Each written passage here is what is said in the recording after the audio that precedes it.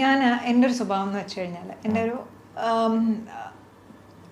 ആദ്യമൊക്കെ ഞാൻ ഈ ഇതുകൊണ്ട് ഞാൻ ആളുകൾ പറയും നമുക്കൊരു ചെറിയ ഇറിറ്റേഷൻ വന്നാൽ ആരാണെങ്കിലും ഫ്രണ്ട്സ് വിട് അല്ലാതെ ആരാണെങ്കിലും ഞാനത് കേട്ടുകൊണ്ടിരിക്കും. ഓക്കെ, ഞാൻ അതിനെ പക്ഷെ അത് ക്ഷമിച്ചുകൊണ്ടിരിക്കും. പക്ഷെ ഒരു പോയിന്റ് കഴിഞ്ഞ് കഴിയുമ്പം പിന്നെ ഞാനങ്ങ് ഇറപ്റ്റ് ആവും. ആ ലിമിറ്റ് ക്രോസ് ആയെന്ന് നമുക്ക് തോന്നിക്കഴിഞ്ഞ് ഇറപ്റ്റ് ആവും.